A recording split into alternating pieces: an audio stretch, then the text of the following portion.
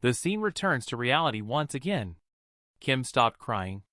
A dazzling light appeared in her eyes. Meanwhile, in the mental world that trapped her, the exit began to grow larger and brighter. The dark mental world of the Ant Queen was covered by light. Wooden castles suddenly appeared out of thin air. Eventually, it formed a world made of wood carvings. I believe there are many plots that everyone didn't understand. In fact, Kim's soul was trapped in the mental world of the Ant Queen. This is also why she followed the Ant Queen's orders without question. And Aiden discovered this issue. He used his own method to give the emotionless Kim her own thoughts. The real Kim actually has a vivid imagination just like many other children. And the Ant Queen will also lose her strongest and final trump card. The scene first comes to the Rose Prison Power Core. The jailers were urgently dispatched to the medical room because they already knew about the fight between Werewolf and Ostina. This is a big deal. You have to know that Ostina is a half-god whose power is not restricted. At this moment, two figures appeared behind them. The next second, the two suddenly launched an attack on the jailer. After being hit on the head, the jailer instantly fell down. And the attacker was none other than Pirate Annie, she said proudly. Breaking through the prison head-on is impossible. The only chance lies in the infirmary route. The other person was horse thief Catherine, she said. After we get out of the infirmary, we'll head straight to the prison stable. Then we'll use the horse raised by Aiden to trample the magic circle at the main gate. Thinking of this, the two of them shed tears of excitement, as if freedom was just ahead waiting for them. The two of them held hands and were as happy as a 3-year-old fool. However, imagination is beautiful. Reality, however, is cruel. At this moment, the infirmary is even bloodier than the power core of a prison. Packed tightly here are all prisoners taken down by the werewolf. Both of them were baffled. She said, "Since when was the infirmary turned into a morgue?" At that moment, they were suddenly swept up by a gust of wind. And the source of the wind was Ostina. She was chanting with her head down. As she finished speaking, her arm bracelet suddenly exploded. The next second, a massive magic circle appeared behind her. Then countless stones surged toward her. The stones assembled into armor on her body. But Annie and Catherine were in trouble. Ostina's immense power seemed as if it was about to absorb them as well. A second later, Ostina completed her transformation. Her entire body was tightly encased in a layer of armor. At the same time, the werewolf was also ready. At this moment, she had only one thought in her mind: to defeat Ostina. The battle between the two officially began. Werewolf was the first to charge towards Ostina, while Ostina stood their ground, taking a stance to throw a punch. The moment the two collided, the entire prison resounded with a deafening roar. When the smoke slowly dissipated, a large hole appeared prominently in the iron wall of the prison. At the same time, in the mental world of the Ant Queen, a huge wooden castle appeared out of thin air. It felt as if this place was a true fairy tale world. Countless wooden birds were singing in the sky. Snow White danced freely to the music. Two completely different spirits are about to collide. At this moment, the tentacle that Ant Queen had wrapped around Kim was suddenly attacked. The attackers were the wooden birds. They were using their bodies to rescue Kim. At the same time, the prince also took action. He commanded the soldiers while shouting, "Soldiers, let's go save our guest!" Upon receiving the order, the soldiers climbed to the top of the wooden castle. Then they reached mid-air by forming a human pyramid. He shouted, "Kim, grab my hand. Do you want to go to the outside world?" Seeing this, the Ant Queen fell silent. She thought of the scene when Gaia-sensei rescued her during her childhood. Gaia said the same thing as that soldier. "Do you want to go to the outside world?" Thinking of this, the Ant Queen became completely mad. She said, "Do you really think you can resist me? Once I capture you, I will make sure you wish you were dead." As she exerted her strength, the distance between Kim and the soldier grew wider. Those few centimeters could determine the fate of the entire prison. At that moment, a pair of shoes suddenly appeared in front of Kim. It was the soldiers who built a bridge using Cinderella's glass slipper. And this bridge will also lead Kim out of the darkness at the moment they meet. Kim's whole body emitted a dazzling light. The next second, the Ant Queen controlled her tentacles to break off in response. The scene returns to the real world. Kim held her head and slowly said, "The Queen is not Snow White's mother. The stepmother is also not Cinderella's mother. And you are not my mother either." As the words fell, Ant Queen's tears instantly welled up. But what made her even more desperate was yet to come.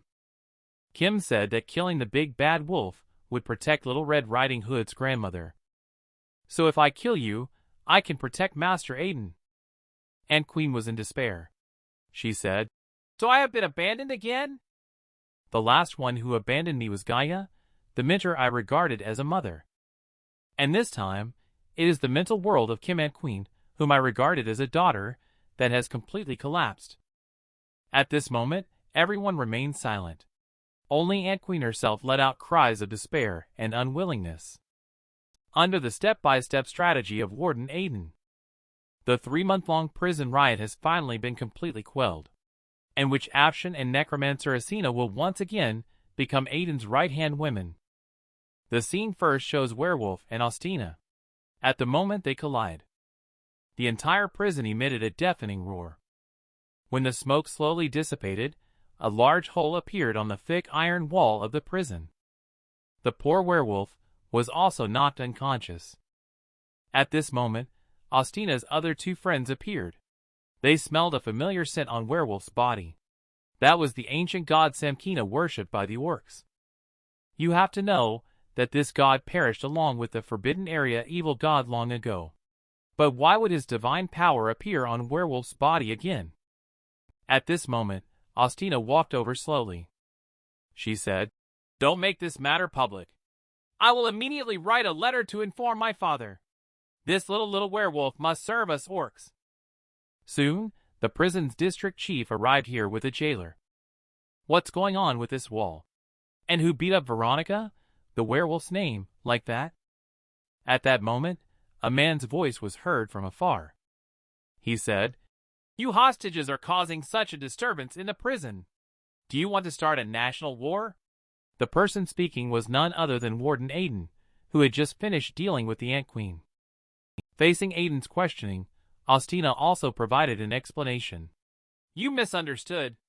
It was Little Werewolf who went crazy first.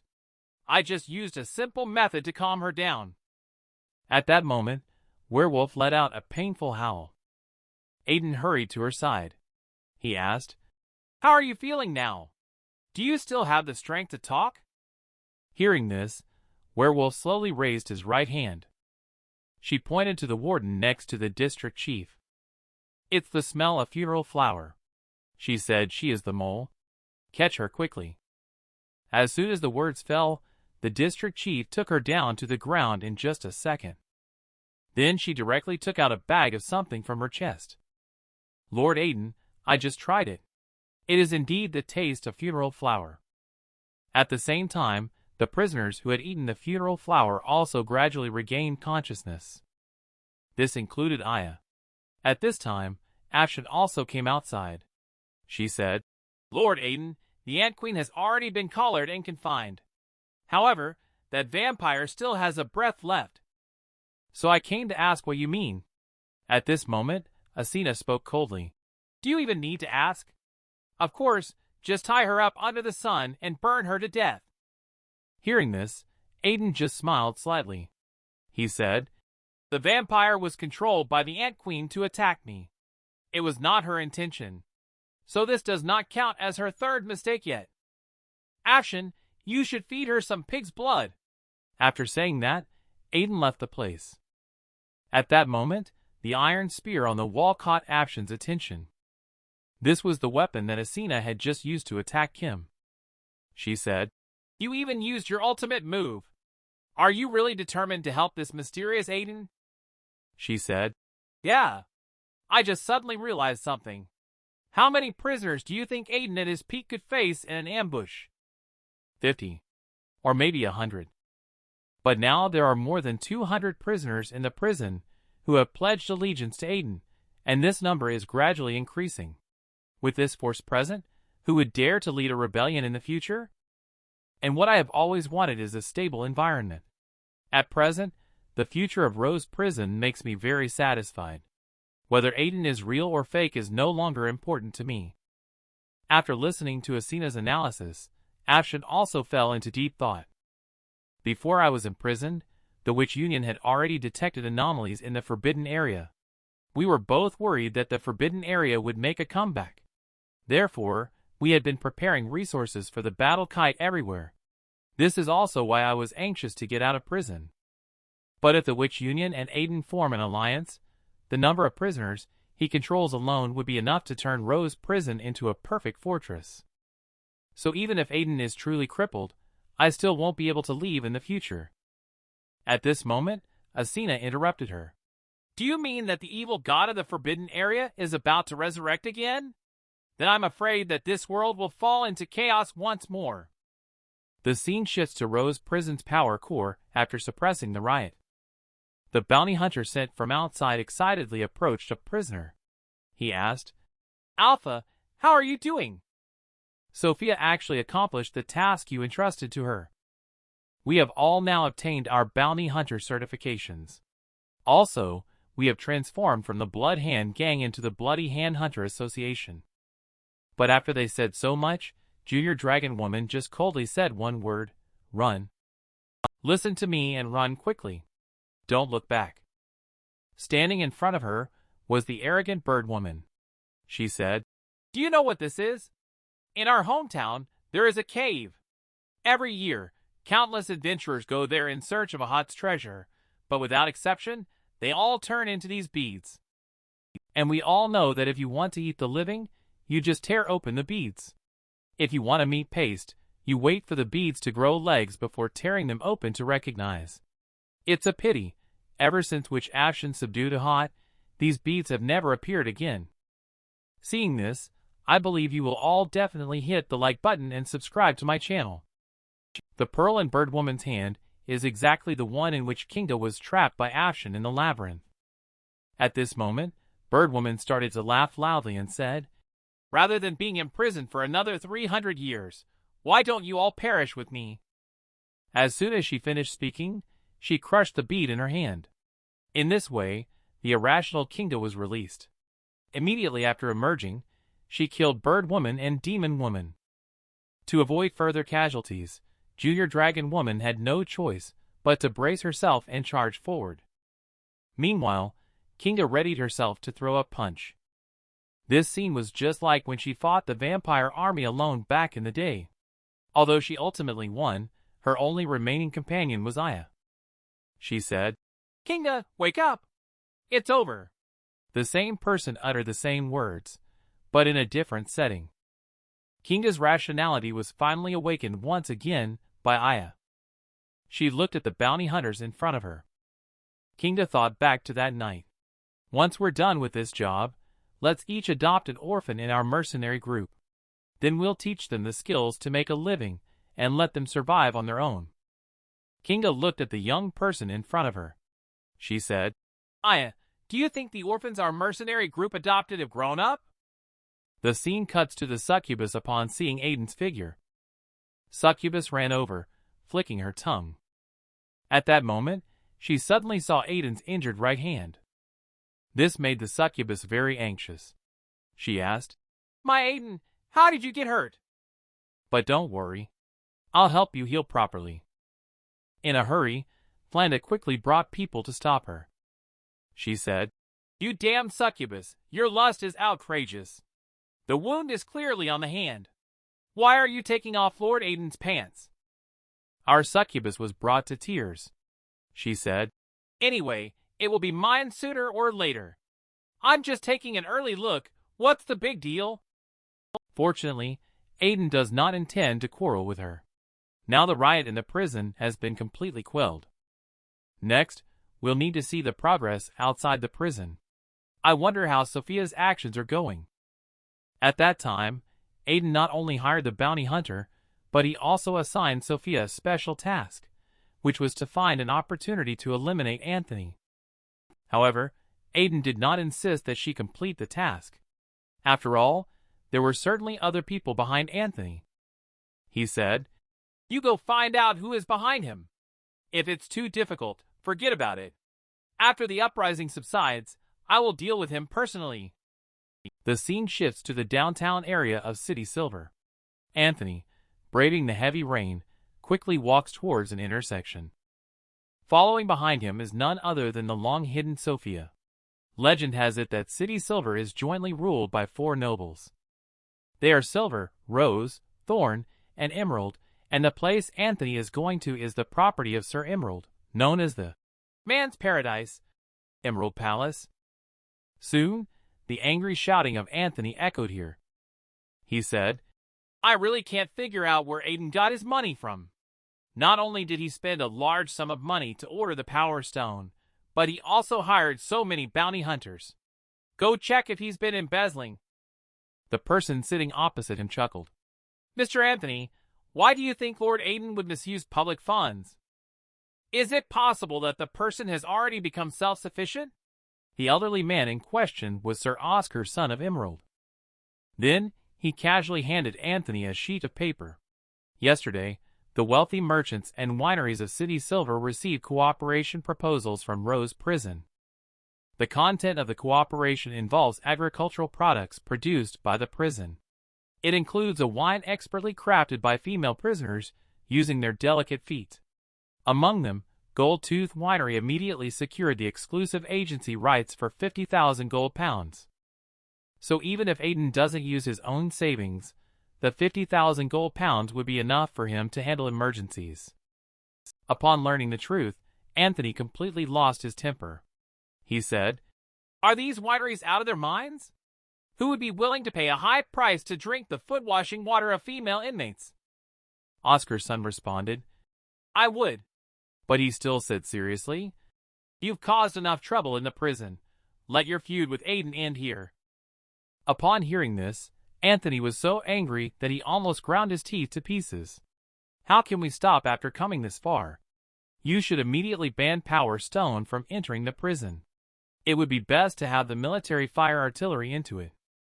Oscar's son quickly interrupted him. He said, "Can you calm down a bit? Both Rose Prison and Aiden must not have any incidents. Helping you to this extent is already my limit." He said, "You're saying this now. I've done so much for you to reach this position. If it weren't for the fear of exposing your plan, how could I have possibly killed my own son with my own hands?" At that moment, a table lamp was thrown out. It almost hit the waiter below. It was also their first time seeing Emerald just get so angry. At this moment, Anthony had already stopped his impotent rage. He said, "You should be grateful that you're meeting me today. If it were any of the other 3 lords, you definitely wouldn't be leaving here alive today. Your business with Aiden ends here. Now you can get out of my sight forever." In the end, Anthony left here in despair. A doorman was very curious about what had happened. Just then, a voice came from behind him. It was Emerald, the technician from Station 28, dressed in a disheveled manner. The doorman was quite puzzled. He said, "Weren't you just standing next to me?"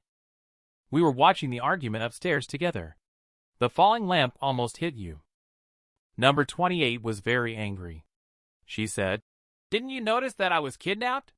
The person standing next to you just now was an imposter." "I was kidnapped by someone to a nearby residential house just now. She put on makeup to look like me and forcibly took off my clothes. I believe everyone has guessed that this person is Sophia." The doorman was also secretly amazed. The kidnapper's makeup skills were quite impressive. "I didn't notice it at all."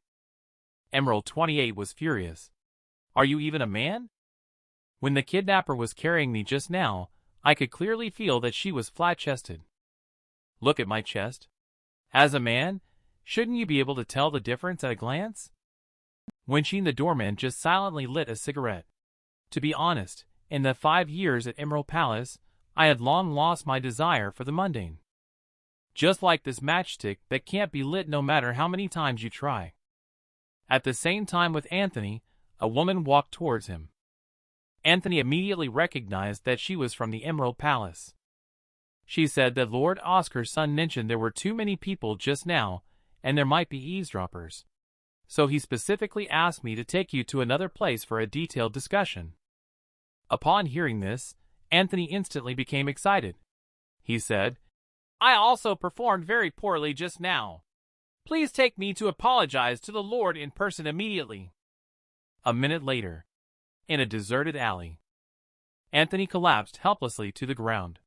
He had lost his most precious possession. Meanwhile, Sophia, who had completed the mission, looked incredibly cool in her leather outfit. If you hit the like button and subscribe to my channel, Sophia will come find you tonight wearing her leather outfit. After she returned to prison, the storm had passed, and the sky was clear. Before Anthony died, many people witnessed him having a big argument with Sir Oscar's son. So when his body was discovered, I'm afraid even Sir Oscar's son himself couldn't explain it. Aiden was very satisfied with her performance. He said, "You did very well. I believe we will have further cooperation in the future. Of course, the reward will definitely satisfy you." Let's first switch the camera to Gilala. Next, I will introduce her identity from her perspective. My name is Gilala. I am a kind wooden elf, but I don't belong here. I fled from another continent. I don't know when it started, but my homeland Herring continent was swept by a cult frenzy. Everything here. Originally, it would have taken me another 200 years to transform into a wooden elf, but I had to become a premature child and escape for my life. I looked at the war flames rising across the entire continent. I cried very sadly. Later, I escaped from here by clinging to a piece of driftwood. This is the story before I came to Fry Continent. As survivors, our mission is to spread the word. We need to make everyone stay vigilant.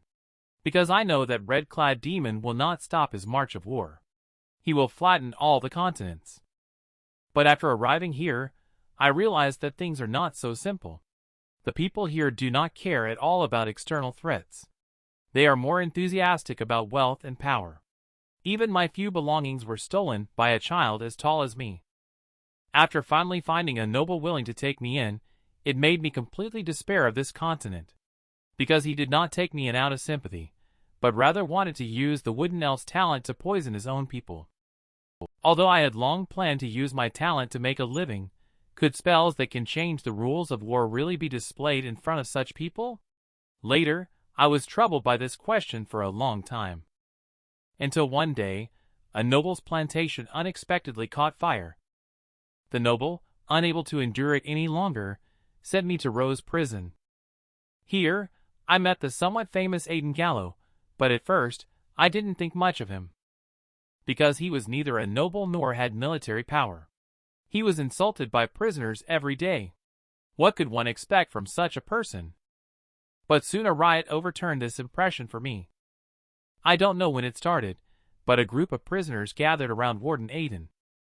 What's even more bizarre is that, despite having an overwhelming advantage, the rioting prisoners were inexplicably defeated. Even those two incredibly powerful thugs have inexplicably submitted to Aiden. She said, "Listen carefully, little potato.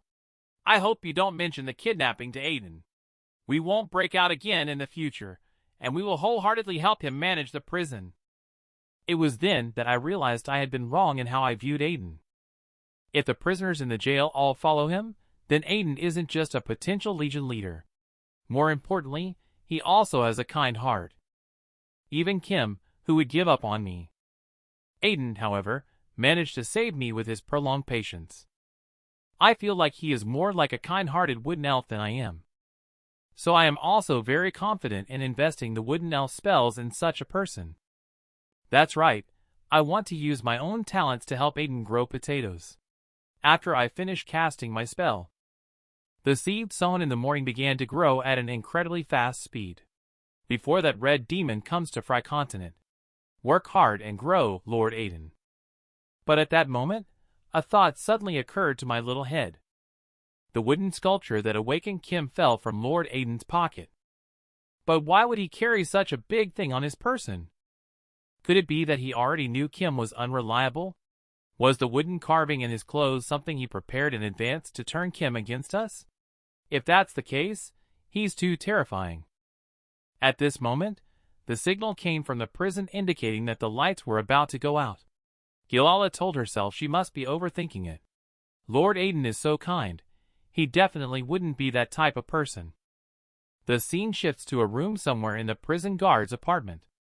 Dear Mr. Pingjiao, this is the loyal Blue Eagle. It has been confirmed that Aiden has lost his powers.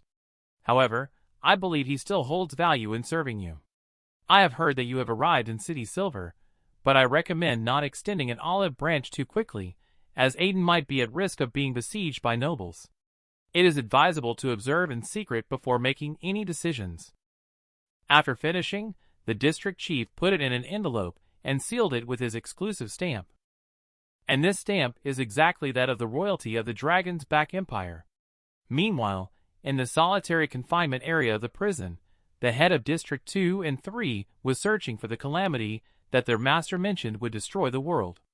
They had almost turned the prison upside down, but still hadn't found it. Both looked at the mutated version of Wendy in despair. How much longer would they have to be prison guards here? The scene shifts to the dungeon of the prison. A voice slowly emanates from within. Congratulations, Aiden. Back then, I merely gave you some guidance, and I didn't expect that you would now be able to handle things on your own. At this moment, Warden Aiden is sitting obediently inside playing airplane chess. He trembles as he speaks. Ever since I came to this world, I've lost the feeling of hunger and thirst. I can't even sense a trace of drowsiness. Every night, I can only pass the time by staring blankly. But the injuries I suffer are real. They hurt a lot and take a long time to heal. So I'm a bit confused. Am I a human or a ghost now? Hearing this, Meliphilia smiled slightly. She said, Your body is a soul vessel created using alchemy. Therefore, your wounds can be directly healed with mithril. In this prison made of mithril, any injury you sustain can be solved by simply grabbing a handful of soil. As soon as the words fell, a cloud of dust suddenly rose in the dungeon. Then, a miraculous scene unfolded. As the dust settled on Aiden, his wounds began to heal at an incredibly fast rate. At the same time, you can think like ordinary people, and even get married and have children. However, the children born will only be stillborn. I guess we can't distinguish whether you are a human or a ghost based on biological characteristics. So let's change our logic to think about it. Our dear Warden Aiden, do you see this place as the real world, or as a dream to make up for your regrets? At this moment, Aiden finally spoke. Of course, this is the real world. I handle prison affairs every day, she said. But in my eyes, you look more like a half-dead patient. Only when you touch upon the regrets of your past life that you can't let go of, you will get up and react. For example, the time you helped clear the werewolf's name. It was because of the guilt you felt from mistakenly killing innocent people. And the reason you helped Kim return to a normal life is also because you had such a grown daughter in your previous life. But you failed to fulfill your duties as a father. How pitiful. The retired soldier returned to his hometown, expecting to be welcomed by family. But instead, he received bad news. His father, who was a doctor, died while fighting with bad guys. Then, the warrior, consumed with rage, changed his profession to a jailer in a detention center. He killed the so-called murderer before the trial. However, the enemy in your eyes was not actually the real killer. He was only the real culprit's younger brother. So, you killed an ordinary person who had nothing to do with the whole incident. A person who considered themselves righteous ultimately became a prisoner. What's even more terrifying is that the guilt won't end with the sentence. After being released from prison, you can no longer recognize your wife and daughter. You can't face the mother who raised you either. You can only shrink in the corner, wasting time. When you finally make up your mind to start over, you find that your body has already been corroded and riddled with sores. It's all too late. Aiden was very puzzled. He asked, How do you know all this? Can you see my memories? She said, Not just you. I could see all the undead that appeared in the Styx River back then. I can infer their entire life experiences from their facial expressions and eyes. Piece together the rules of operation of your world from everyone's experiences. At this moment, Aiden asked another question. He asked, "Since you are so powerful, who managed to capture you and bring you to prison?" Upon hearing this, Meliphilia couldn't help but burst into laughter. She said, "Poor guy. You don't really think gods have physical forms, do you? Using the vocabulary I've learned from Earth, let me explain. This world is just a reptile observation box. And my body is the window specifically open for you." Aiden finally understood. He said, "So the divine being's interest is watching ants move house." Meliphilia lowered her head slowly at this moment. She said, "You got half of it right. Just watching ants move house can get boring. If you want some fun, you have to throw in a fierce big insect into the box. An insect that I carefully select myself. Based on my years of observation, the behavior of the new insect after entering the box always follows a pattern. When they first enter a new environment, they all behave very conservatively. They either get bullied by the ants or keep dodging back and forth. In any case, they try their best to lower their presence. But once they become completely familiar with the environment, those ants will be in big trouble.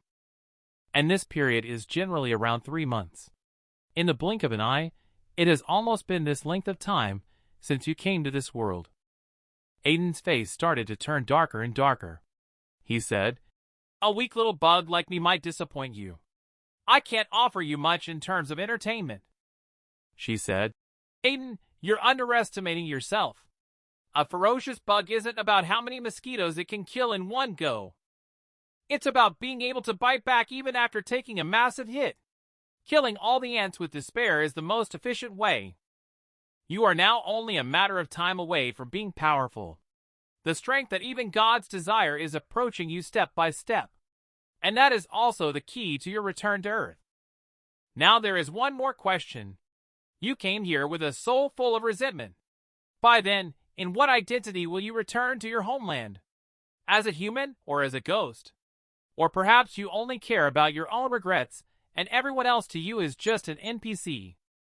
After coming out of the dungeon, Aiden arrived in the long corridor. As he passed the infirmary, he overheard the following conversation. "Is it really worth getting such severe injuries? My home is right at the foot of the mountain. If the prisoners all break out, who will protect my parents? Are we supposed to rely on the army that still hasn't shown up?" As he walked further, he heard the voice of another guard. "Please, you must help me hide the fact that I've become lame. Otherwise, if Lord Aiden finds out, he'll definitely fire me. In this condition, how can I find another job once I'm out?" Next, Aiden passed by the interrogation room of the prison. She said, "You asked me why I chose to be a mole. I trained with all my might and spent all of my family's savings just to get a job at Rose Prison. I thought that following someone as important as Aiden would improve my life. But after 5 years, my life is still worse than before I came to the prison. So what meaning did my youth have? Today happens to be the day when the guards hand out their paychecks." He said, "According to the regulations, each of you will receive 10 gold pounds minus personal income tax, police security fee, city trade sponsorship fee, city construction donation fee, and charity donation for the poor, resulting in a net salary of 5 gold pounds. Please check your pay carefully." At this moment, Aiden finally finished walking down the long corridor. Outside, waiting for him were the guards arriving for their shifts. They all had varying degrees of injuries, but they still did not forget to greet Warden Aiden. At this moment, Aiden remembered Meliphilia's words. "Have you regarded this place as the real world, or merely as a dream to make up for your own regrets? You came here with a soul full of resentment, but in what identity will you return to Earth?" At this moment, Flanda, who is the deputy warden, walked over. She said, "Lord Aiden, someone from the Emerald Palace has just sent a message. Sir Oscar's son wants to meet with you, but I suggest you better not go." He said, "Of course I have to go. There was a riot this time. Who knows what will happen next time? Our wardens can no longer withstand the turmoil. Upon hearing this, Flanda had no choice but to agree. She said, I also have to go ask someone for a favor. Let's see if we can get the medical expenses for the wardens properly settled. At this moment, Aiden interrupted her. He said, No need to plead anymore. This is not a long-term solution.